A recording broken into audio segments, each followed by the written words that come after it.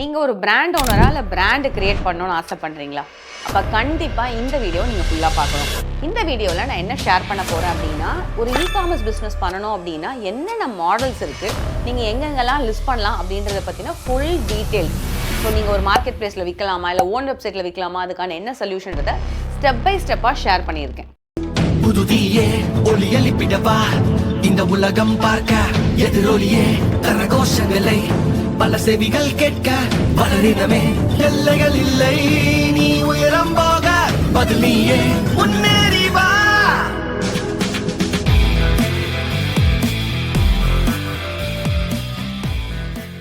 வணக்கம், என்னோட பேர் நிவேதா முரளிதரன். இது வரைக்கும் 60,000 பேருக்கு மேலே இ-காமர்ஸ் பிஸ்னஸ் எப்படி ஸ்டார்ட் பண்ணலான்னு ட்ரெயின் பண்ணியிருக்கேன். அது மட்டும் இல்லாமல் பல D2C செலிபிரிட்டி பிராண்ட்ஸோட ஒர்க் பண்ணி அவங்களோட பிஸ்னஸையும் ஸ்கை ராக்கெட் பண்ணியிருக்கோம். அண்ட் இந்த வீடியோவில் நான் ஒரு 12+ இயர்ஸாக பல பிராண்ட்ஸோட ஒர்க் பண்ணி கற்றுக்கிட்ட விஷயம் தான் ஷேர் பண்ண போகிறேன். அதாவது ஒரே ஒரு மார்க்கெட் பிளேஸோ ஒரே ஒரு சேனலோ மட்டும் நம்பி இருக்க மாட்டாங்க, பல இடத்துல இருப்பாங்க. ஸோ அப்படி இருக்கும்போது அவங்களோட சேல்ஸ் எல்லாம் ஸ்ப்ளிட் ஆகும். இதெல்லாம் ஸ்ப்ளிட் ஆகி தான் அவங்களால அந்த 1 crore 10 crore per month அப்படின்ற டார்கெட் எல்லாமே அச்சீவ் பண்ண முடியும். அந்த சீக்ரெட் ஃபார்முலா தான் உங்ககிட்ட ஷேர் பண்ண போகிறேன். ஸோ இதான் நம்மளோட ரோட் மேப். ஒரு இ-காமர்ஸ் பிஸ்னஸ், அதாவது ஒரு பிராண்ட் வச்சுருக்கீங்க, அதை இ-காமர்ஸ் பிஸ்னஸை ஸ்கேல் பண்ணுறதுக்கான ஒரு ரோட் மேப். ரொம்ப பேசிக்கான ஒரு விஷயம், எல்லாருக்குமே தெரிஞ்சதை ஃபஸ்ட்டு ஸ்டார்ட் பண்ணிடுறேன். ஃபஸ்ட்டு நமக்கு ஒரு வெப்சைட் இருக்கணும். ஸோ வெப்சைட் அப்படின்னு வந்தீங்கன்னா நீங்கள் ஷாப்பிஃபை இல்லைனா வேர்ட் ப்ரெஸ் ரெண்டுத்துலையுமே பிளான் பண்ணலாம். அப்படி இல்லைனா ஜோஹோ காமர்ஸ்ன்னு சொல்லுவோம். ஸோ எது உங்களுக்கு ஃபீஸிபிளாக இருக்கோ நம்ம அதில் நீங்கள் டிசைன் பண்ணிக்கலாம். பட் ஐடியா என்ன அப்படின்னு பார்த்தீங்கன்னா, வெப்சைட்டில் நம்ம டிராஃபிக் ட்ரைவ் பண்ணணும். வெப்சைட்டில் எப்படி டிராஃபிக் ட்ரைவ் பண்ணுவோன்னு பார்த்தீங்கன்னா, மெட்டா ஆட்ஸு மூலமாக நம்ம டிராஃபிக் ட்ரைவ் பண்ணலாம், கூகுள் ஆட்ஸ் மூலமாக ட்ரைவ் பண்ணலாம். அதாவது கூகுளில் போயிட்டு கூகுள் ஆட்ஸ் ரன் பண்ணலாம், யூடியூப் ஆட்ஸ் ரன் பண்ணலாம். மெட்டாவில் போயிட்டு Facebook ads, Instagram ads, and இப்போதைக்கு அந்த ஆட்ஸ் த்ரெட்ஸில் இது மாதிரி மல்டிபிள் லொக்கேஷன்ஸில் ஷோ ஆகுது. ஸோ இ-காமர்ஸ் பிஸ்னஸ்னாலே நிறைய D2C பிராண்ட்ஸ் ஃபோக்கஸ் பண்ணுறது வெப்சைட்ஸில் தான். ஸோ ஒரு ப்ராப்பரான வெப்சைட் ரொம்ப ரொம்ப முக்கியம். அண்ட் நான் சொல்கிற மாதிரி நீங்கள் ஷாப்பிஃபைல பண்ணிங்கன்னா ரொம்ப ஈஸியாக இருக்கும், ப்ரொவைடட் உங்களுக்கு பட்ஜெட் நிறையா இருக்கணும். ஆனால் வெப்சைட்டில் பார்த்தீங்கன்னா நிறைய டிராஃபிக் உங்களுக்கு ஜென்ரேட் பண்ணுறது ரொம்ப கஷ்டம். காஸ்ட் ஆஃப் அக்வயரிங் கஸ்டமர் சொல்லுவோம். அதாவது ஒரு கஸ்டமரை நம்மளை நம்ப வச்சு ஒரு பொருள் வாங்க வைக்கிறது ரொம்ப கஷ்டம், அதுக்கு ரொம்ப நாள் எடுக்கும். ஸோ வெப்சைட்டுன்றது நீங்கள் எப்போ போவீங்கன்னா, உங்களுக்கு நல்ல பட்ஜெட் இருக்குன்ற பட்சத்தில் வெப்சைட்டுக்கு போங்க. ஆப் நான் லாஸ்ட் பிளானாக தான் சொல்லுவேன். என்ன ரீசன் சொல்லிடுறேன் உங்களுக்கு. பட் நான் ஏன் இதை ஹைலைட் பண்ணுறேன்னா, எனக்கு தெரிஞ்சு 1 or 2 பிராண்ட்ஸ் இனிஷியலாகவே வெப்சைட்டோட ஆப் இன்ஸ்டால்ஸ் நிறையா ஃபோக்கஸ் பண்ணிவிட்டு ஆப் எக்ஸ்க்ளூசிவ் டிஸ்கவுண்ட்ஸ் நிறைய அட்வர்டைஸ்மெண்ட் ரன் பண்ணி டிராஃபிக் ட்ரைவ் பண்ணியிருக்காங்க.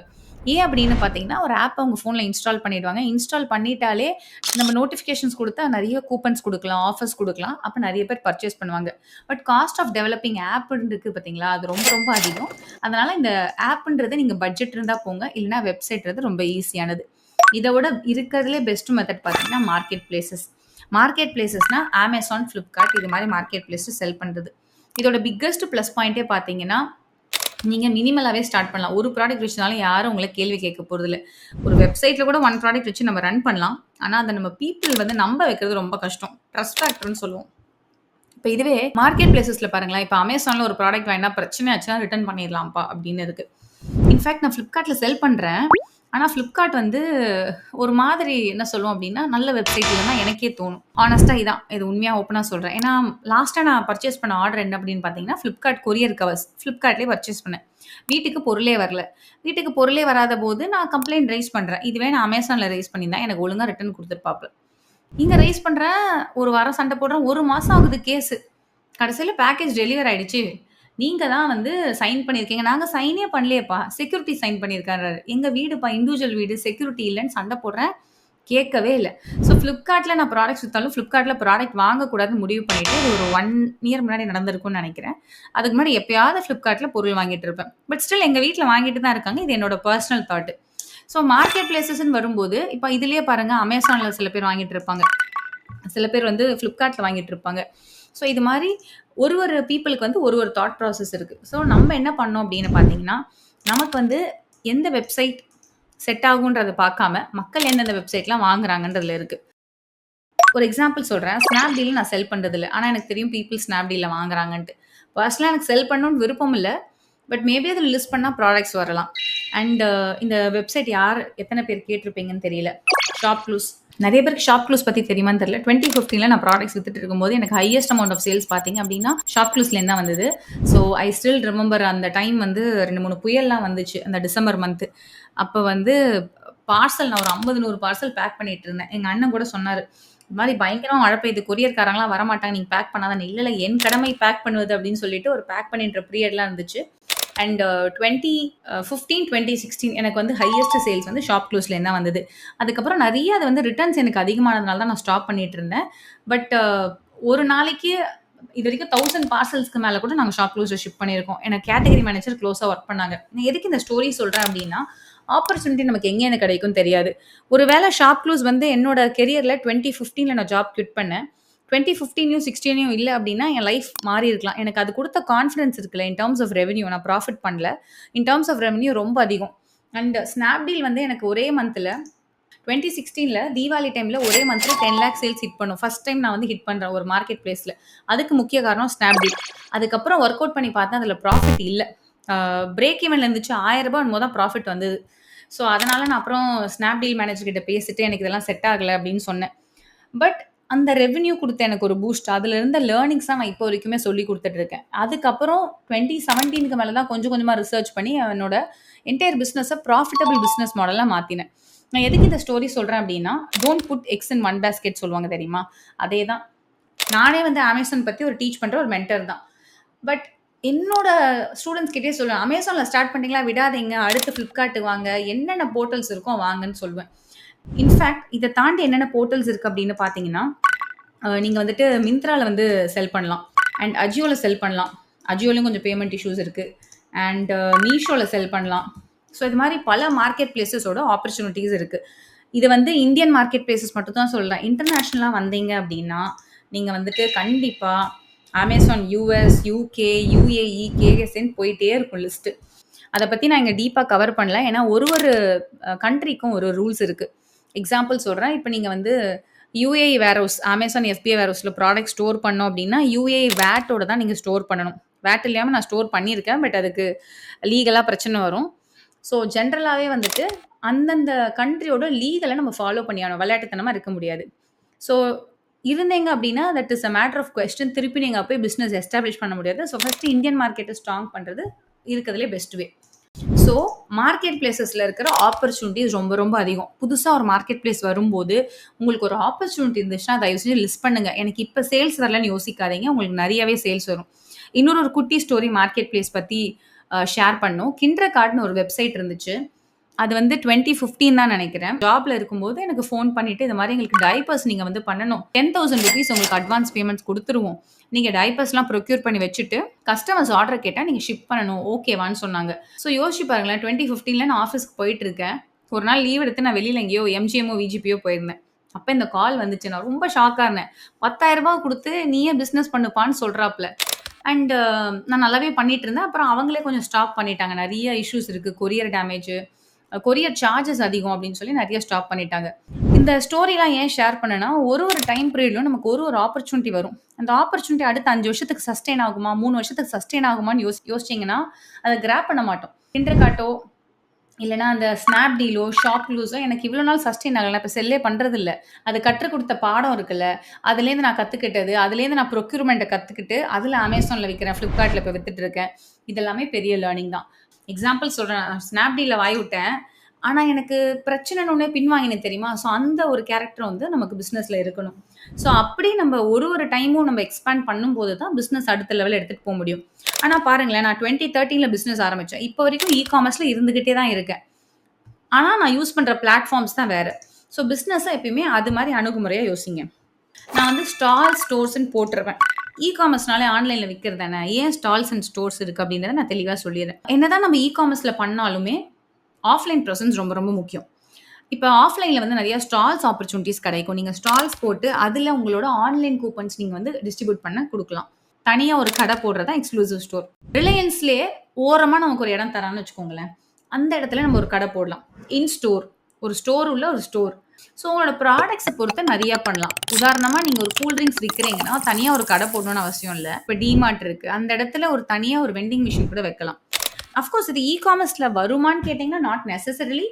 எக்ஸாம்பிள் மேக்ஸ் எடுத்துக்கோங்களேன். மேக்ஸில் போனீங்கன்னா உங்களுக்கு 2-3 கூப்பன் கோடு கொடுப்பாங்க ஒரு பர்ச்சேஸுக்கும். ஒரு கூப்பன் வந்து ஆஃப்லைன் ஸ்டோருக்கு, ஒரு கூப்பன் ஆன்லைன் ஸ்டோருக்கு தராங்க. யோசிச்சு பாருங்களேன், மேக்ஸோட நெட்வொர்க் எவ்வளோ பெருசு. அப்படி இருக்கிற பட்சத்தில் அவன் ஏன் இவ்வளோ ஆஃபர்ஸ் கொடுக்கணும்? அப்போ ரீசன் என்னன்னா, ஆஃப்லைன், ஆன்லைன் அவங்க 2த்தையுமே டெஸ்ட் பண்ணிட்டு இருக்காங்க. ஒரு 2த்தையும் ஸ்கேல் பண்ண நினைக்கிறாங்க. நாள பின்ன அவங்க எல்லா மேக்ஸ் ஷோரூமும் ஷட் பண்ணணும்னு நினைச்சா கூட, ஆன்லைன்ல அவங்களுக்கு சேல்ஸ் போயிட்டே இருக்கும். ஸோ இந்த மாதிரி தாட் ப்ராசஸ்ல நீங்க ஸ்டோர்ஸ் யூஸ் பண்ணலாம் இ-காமர்ஸ் பிராண்டுக்காகவும். So stalls and stores is a wonderful opportunity. Direct ROI எடுக்க முடியுமான்னு பார்த்தீங்கன்னா, இட் டிபெண்ட்ஸ். எக்ஸாம்பிள் டைரக்ட் ROIன்னா என்ன? நான் வந்து இந்த கடைக்கு வந்து மொத்த செலவு எனக்கு ஸ்டாஃபோட சேர்த்து ரூ. 1,00,000 ஆகுது. எனக்கு பொருள் ரூ. 3,00,000 வியாபாரம் ஆகுது. ஸோ பொருள் வியாபாரம், என்னோட அத காஸ்டிங், எனக்கு சம்பளம் குடுக்கறத போக டைரக்ட்டா எனக்கு இவ்வளோ லாபம் நிக்குமான்னு பார்த்தீங்கன்னா, நெறைய ஸ்டோர்ஸ்ல நிக்கும். சில பிராண்ட்ஸ்க்கு நிக்காது. ஸோ ஸ்டால்ஸுமே அப்படிதான். ஒரு ஸ்டால் போவீங்க. அந்த இடத்துல ப்ராடக்ட் போடுவீங்க. உங்க பிராண்ட் விசிபிலிட்டி வரும். சில சமயம் ஸ்டால்ல விக்கவே விக்காது. அந்த கூப்பன் கோட குடுத்து அவங்க அதுக்கப்புறமா வெப்சைட்ல வந்து கூட வாங்கலாம். ஸோ இந்த மாரி ஆக்டிவிட்டீஸ்லாம் பண்ணும்போது, சில சமயங்கள்ல டைரக்ட் ROI மெஷர் பண்ண முடியாது. டைரக்ட்டா வந்து நான் ரூ. 10 போட்டா ரூ. 20 வரும்னு மெஷர் பண்ண முடியாது. இதெல்லாம் வந்து நம்ம பிராண்ட் ரீகாலிங் ஆக்டிவிட்டீஸ்ன்னு சொல்லுவோம். இப்ப வந்து எனக்கு ஒரு புடிச்ச ஒரு ட்ரிங்க் பிராண்ட் இருக்குன்னு வச்சுக்கோங்களேன். நான் வந்து ஏதோ ஒரு படத்துக்கோ எங்கேயோ போறேன். அங்க ஓரமா ஒரு கடை இருக்கு. எனக்கு ஃப்ரீயா அத குடுக்குறாங்க. நான் இன்டர்வல் வரும்போது குடிச்சிடுறேன். அப்புறம் வீட்டுக்கு வந்துட்டு அந்த ப்ராடக்ட்ட நான் Amazonலயோ இல்ல பிக் பாஸ்கெட்லயோ இல்லையோ சர்ச் பண்ணி அந்த நான் பொருள போடுறேன்னு வச்சுக்கோங்க. அங்க டைரக்ட்டா கடை போட்டார்ல, அதோட டைரக்ட் ROI அவங்களால மெஷர் பண்ண முடியாது. இன்டைரக்ட்டா நான் அவங்களுக்கு கஸ்டமர் ஆயிட்டேன். அதுக்கப்புறம் நான் திருப்பி திருப்பி வாங்கினேன்னா ரிப்பீட்டட் கஸ்டமர் ஆயிடுவேன். ஸோ சில விஷயங்கள டைரக்ட்டா மெஷர் பண்ண முடியாது. அதோட தாக்கமோ, பின்விளைவோ நெறைய இடத்துல இருக்கும். அதான் வந்து stalls and stores. But store exclusive store போடும்போது டைரக்ட்டா நீங்க மெஷர் பண்ணிடலாம் ஈஸியாவே. ஸோ அடுத்து வந்து கிஃப்டிங் பார்ட்னர்ன்னு போட்டிருப்பேன். எக்ஸாம்பிள் நம்ம வந்து இப்போ ரீசென்ட்டா வந்து ஒரு ஈவென்ட் கூட பண்ணோம் சென்னையில. இப்ப ஈவென்ட்ல பண்ணும்போது எங்களுக்கு 2, 3 பார்ட்னர்ஸ் இருப்பாங்க. இப்ப வந்தவங்க எல்லாருக்குமே we gave lot of freebies. For security reasons நான் பேர் சொல்ல விரும்பல. 4, 5 பிராண்ட்ஸோட ஃப்ரீ ப்ராடக்ட்ஸ் குடுத்தாங்க. ஸோ 700 பீப்பிள் வந்திருந்தாங்க. ஸோ நாங்க இந்த பிராண்ட அப்ரோச் பண்ணிட்டு, இந்த மாரி எங்க கஸ்டமர்ஸ்க்கு நீங்க ஃப்ரீயா குடுக்குறீங்களா? அப்படின்னு நம்ம கேட்போம். ஸோ ஒரு பிராண்டுக்கு ஒரு டெர்ம்ஸ் அண்ட் கண்டிஷன்ஸ் இருக்கு. அதெல்லாம் நாங்களும் ஃபாலோ பண்ணிட்டு, நம்ம வந்து கஸ்டமருக்கு ஒரு 700 பீப்பிளுக்கு ஒரு ஃப்ரீயா ஒரு ப்ராடக்ட் குடுக்குறோம். அந்த ப்ராடக்ட் குடுத்த உடனே அவங்க அத ஃபீல் பண்றாங்க, இல்ல சாப்பிடுவாங்க. ஏதோ ஒண்ணு பண்ணும்போது, அந்த பிராண்ட் வந்து திருப்பி அவங்களுக்கு ஞாபகம் இருந்துகிட்டே இருக்கும். ஸோ இது வந்து கிஃப்டிங் பார்ட்னர், அசோசியேட்டட் பார்ட்னர் சொல்லுவோம். இன்னொன்னு நெறைய பேர் தீபாவளி கிஃப்ட்ஸ் குடுக்கும்போது, இப்ப நம்மளோட ப்ராடக்ட் வந்து ஒரு எடிபிள் ப்ராடக்ட் வச்சுப்போம். காஃபி பொடின்னு வச்சுக்கலாமே. ஒரு தீபாவளி கிஃப்ட் வந்து ஒரு கப் அண்ட் சாசர் குடுக்குறாங்கன்னா, அந்த கிஃப்டிங் பார்ட்னரோட நம்ம அசோசியேட் ஆயி, என்னோட காஃபி பொடிய இங்க வைங்க. நான் 50 கிராம்ஸ் ஆஃப் காஃபி பொடிய நான் குடுக்குறேன் அப்படின்னு சொல்லும்போது, நீங்க ஒரு கிஃப்டிங் பார்ட்னர் ஆவீங்க. எக்ஸாம்பிள் இப்ப PayPalன்னு ஒரு கம்பெனி இருக்கு. அதுல வந்து ஒரு 1000 பீப்பிளுக்கு வந்து ஒரு டீ கப்ஸ் குடுக்குறாங்க, இல்ல காஃபி கப்ஸ் குடுக்குறாங்கன்ற பட்சத்துல, இப்ப நான் வந்து ஒரு ஃபில்டர் காஃபி மேனுஃபேக்சரர் அப்படின்னா, எனக்கு அந்த 1000 பீப்பிளுக்கும் நான் ஒரு 100 கிராம் எக்ஸ்க்ளூசிவா நம்ம வந்து பேக் பண்ணி குடுக்கலாம். அப்ப அவங்க அந்த டப்பால அத வச்சு குடுக்கும்போது, வீட்ல போய் அத நான் போட்டு பார்ப்பேன். நல்லா இருந்துச்சுன்னா, அத நான் வாங்க ஆரம்பிச்சுருவேன். சிம்பிள். இதோட ஸ்டோரி ரொம்ப பேக்ல போனீங்கன்னா, ஒரு காலத்துல ஞாபகம் இருக்குமான்னு தெரியல. குமுதம், குங்குமம்லாம் இருக்கும். குங்குமம்லாம் வந்து விக்காமயே இருந்துச்சு. அப்புறமா வந்து அது ஒரு ஐ கெஸ் ₹7 இருந்துச்சுன்னு நெனைக்கிறேன் அந்த நியூஸ் பேப்பர். அப்ப ₹7க்கு வந்து ஃப்ரீயா குடுத்துட்டாங்க. விவிடி ஆயில் ஃப்ரீ, அது ஃப்ரீ, இது ஃப்ரீன்னு அதுக்கு ஒரு ஆட் 1 வீக் ரன் பண்ணுவாங்க. அப்ப என்ன ஆகுதுன்னா, அந்த பிராண்டுமே பில்ட் ஆச்சு. இந்த குங்குமம் பிராண்டும் பில்ட் ஆச்சு. அண்ட் விவிடி ஆயிலோ அந்த பிராண்டும் பில்ட் ஆச்சு. ஈஸியா அவங்க வந்து ஒரு சாம்பிள் மார்க்கெட்ட ரீச் பண்றாங்க. ஸோ அதே கான்செப்ட்ஸ் இப்ப நம்ம வந்து நெறைய ஆப்பர்ச்சுனிட்டீஸ் இருக்கு. ஸோ இது எல்லாமே பார்ட்னர்ஷிப் மாடல் அப்படின்னு சொல்லுவோம். அண்ட் அடுத்து வந்துட்டு ஃப்ரீபீஸ். ஸோ ஃப்ரீபீஸ்ன்னு எடுத்துக்கிட்டீங்கன்னா, இப்ப Swiggyல வந்து நம்ம நெறைய பேர் ப்ராடக்ட்ஸ் வாங்குறாங்க. இப்ப Swiggyல சென்னையில உள்ள எல்லாரையுமே வந்து நான் டார்கெட் பண்ணி, என்னோட ப்ராடக்ட் ஃப்ரீயா குடுக்குறேன்னா, Swiggyய நீங்க அப்ரோச் பண்ணீங்கன்னா அது பண்ண முடியும். Zeptoட அப்ரோச் பண்ண முடியும். ஸோ இந்த மாரி ஆப்பர்ச்சுனிட்டீஸ் இருக்கிறத நீங்க கண்டிப்பா யூட்டிலைஸ் பண்ணிக்கலாம். இது கிஃப்டிங்க்கும் இதுக்கும் என்ன வித்தியாசம் அப்படின்னு பார்த்தீங்கன்னா, கிஃப்டிங் பார்ட்னர்ஷிப்ல உங்களுக்கு ஏதாவது சின்ன லாபம் வர வாய்ப்புகள் அதிகமா இருக்கும். உதாரணமா, ஓகேப்பா 1000 பேருக்கு உங்களுக்கு வந்துட்டு காஃபி பொடி வேணும். நான் 100 கிராம்ஸ் போட்டு தரேன். அது ஃப்ரீ கிடையாது. ஏன்னா தே ஆர் கெட்டிங் பெய்ட் இல்லையா? எனக்கு ஒரு சின்ன அமௌண்ட் குடுங்கன்னா கூட வாய்ப்பு இருக்கும் குடுக்க. ஆனா when it comes to freebies அதுல வந்து நீங்க தான் பே பண்ற மாரி இருக்கணும். நான் இப்ப Zeptoவோ, Swiggy கிட்ட போயிட்டு, சென்னையில எனக்கு தீபாவளி அன்னைக்கு ஆர்டர் பண்ற ஒரு 10,000 பார்சல்ஸ்க்கு எனக்கு 10,000 பார்சல் அனுப்புங்கன்னா, they will be charging you around ₹3 per sample. நீங்க ₹3 பெர் சாம்பிள் அவங்களுக்கு பே பண்ணணும். அது இல்லாம அந்த சாம்பிள் காஸ்ட்டும் உங்களுது. ஸோ இதோட காஸ்டிங் வந்து ரொம்ப ரொம்ப அதிகம். பட் இது நீங்க பண்றதும் நல்லது. இதுல வந்து freebies in terms of actual product இல்லன்னா ஒரு பேம்ப்ளெட் மாரி இன்சர்ட் பண்ணி, அதுல ஒரு கூப்பன் கோட இன்சர்ட் பண்ணிட்டு, அந்த கூப்பன் கோட நம்மளோட வெப்சைட்டுக்கு கூட நம்ம டிராஃபிக் டிரைவ் பண்ணிக்கலாம். ஸோ இந்த மாரி ஃப்ரீபீஸ் பிளான் பண்ணிக்கலாம். கூப்பன்ஸும் கிட்டத்தட்ட அதே தான். நீங்க Zeptoலயோ, Swiggyல கூட ஒரு பேம்ப்ளெட் இன்சர்ட் பண்ணலாம். அண்ட் இப்ப இந்த கூப்பன் பொசிஷனிங் மல்டிபிள் அதர் பிளாட்ஃபார்ம்ஸில் நீங்கள் வந்து உங்களோட கூப்பன்ஸ் இன்சர்ட் பண்ணலாம். நிறைய டைம் நம்மளே சர்ச் பண்ணுவோம், கூப்பன் கோட் ஃபார் இந்த சைட் அந்த சைட்டுன்னு சொல்லிட்டு. ஸோ நிறைய கோட்ஸ் நம்ம வந்து டிஸ்ட்ரிபியூட் பண்ணுவோம். இன்ஃப்ளூயன்சர் மார்க்கெட்டிங் மூலமாகவோ இல்லை மற்ற கூப்பன் வெப்சைட் மூலமாகவோ இல்லை நிறைய வெப்சைட் வந்துட்டு நீ ஒரு ஆக்டிவிட்டி பண்ணு, இந்த ஆக்டிவிட்டி பண்ணால் அந்த கூப்பன் கோட் உனக்கு தரோம் அப்படின்லாம் சொல்லுவாங்க. ரொம்ப பெரிய ஸ்கேலில் சொல்லணும் அப்படின்னு பார்த்தீங்கன்னா GPay, PhonePe, book my show இது எல்லாத்துலேயும் நம்ம வந்து கூப்பன்ஸ் வந்து நம்ம ரன் பண்ணிகிட்டே போகலாம். இதுக்கு எல்லாமே சார்ஜஸ் தனித்தனியாக இருக்கும். அவங்கவுங்க வெண்டர்ஸ்க்கு தகுந்த மாதிரி ஜிபே, ஃபோன்பே சொல்கிறேன்.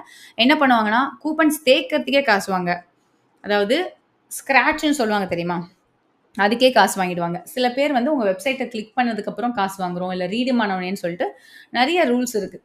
ஸோ இதுவுமே உங்களுக்கு நல்ல ஒரு opportunity to expand the brand. So இது எல்லாமே ஒரு இ-காமர்ஸ் பிராண்டை பில்ட் பண்ணோம் அப்படின்னா கண்டிப்பாக நீங்கள் யூஸ் பண்ண வேண்டிய விஷயங்கள். இதை தாண்டி பல மெத்தட்ஸ் இருக்குது. பட் இது எல்லாமே ஒரு வின்னிங் மெத்தட்ஸ். உங்களோட பிராண்ட் ரீகால் ஆக்டிவிட்டீஸ்ன்னு சொல்லுவோம். அதாவது ஃபஸ்ட்டு வந்து பிராண்ட் அவேர்னஸ். நான் ஒரு பிராண்ட் இருக்கேன்ப்பா அப்படின்னு சொல்கிறது பிராண்ட் அவேர்னஸ். நான் தான் இருக்கேன்ல உனக்கு தெரியும்ல அப்படின்னு சொல்கிறது பிராண்ட் ரீகாலிங். எப்பயுமே ஒரு பிராண்ட் அவேர்னஸையும் பண்ணிகிட்டு இருக்கணும், அப்புறம் பிராண்ட் ரீகாலிங்கும் பண்ணிகிட்டே இருக்கணும். பெரிய பெரிய பிராண்ட்ஸ்லாம் அதனால தான் அட்வர்டைஸ்மெண்ட்ஸ் ரன் பண்ணுறாங்க. ஏன் அப்படின்னா நமக்கு அந்த பிராண்டு தெரியுன்றது திருப்பி திருப்பி மனசில் அது விழுந்துக்கிட்டே இருக்கும். ஸோ பிராண்ட் ரீகாலிங் ஆக்டிவிட்டீஸ்க்கும் நிறைய ஃபோக்கஸ் பண்ணுங்கள். ஸோ இது சின்னதாக ஒரு ரோட் மேப் ஷேர் பண்ணியிருக்கேன். இதை தாண்டி பல விஷயங்கள் இருக்குது. நீங்கள் இதில் ஏதாவது எக்ஸ்க்ளூசிவாக கற்றுக்கணும் அப்படின்னா மறக்காமல் கீழே கமெண்ட் செக்ஷனில் மென்ஷன் பண்ணிவிடுங்க. அண்ட் இந்த வீடியோ உங்களுக்கு பிடிச்சிருக்கும்னு நினைக்கிறேன். இந்த வீடியோ பார்த்ததுக்கப்புறம் கண்டிப்பாக நீங்கள் இ-காமர்ஸ் பிஸ்னஸ் ஸ்டார்ட் பண்ணணும்னா நான் வெறும் வெப்சைட்டில் மட்டும் இருப்பேன், இன்ஸ்டாகிராமில் மட்டும் இருப்பேன்னு சொல்லக்கூடாது. கண்டிப்பாக எல்லா மார்க்கெட் பிளேசஸ் எல்லா சேனல்ஸையும் ஒழுங்காக யூட்டிலைஸ் பண்ணும். அப்போ தான் உங்களோட பிஸ்னஸ் ஸ்கேல் பண்ண முடியும். அண்ட் இன்னொரு முக்கியமான டிப், இதை தாண்டி நீங்கள் குயிக் காமர்ஸும் கண்டிப்பாக எக்ஸ்ப்ளோர் பண்ணணும். அண்ட் நீங்கள் தான் என்னோட சேனலை ஃபஸ்ட் டைம் பார்க்குறீங்கன்னா மறக்காமல் சப்ஸ்கிரைப் பண்ணிட்டு அந்த பெல் ஐக்கானை கிளிக் பண்ணுங்கள். உங்களோட ஃப்ரெண்ட்ஸ் அண்ட் ஃபேமிலிக்கு ஷேர் பண்ணுங்கள். அண்ட் நான் வேறு என்ன டாபிக் கவர் பண்ணும் இ-காமர்ஸ் ரிலேட்டடாக நினைக்கிறீங்களோ அதை மறக்காமல் கமெண்ட் செக்ஷனில் மென்ஷன் பண்ணுங்கள்.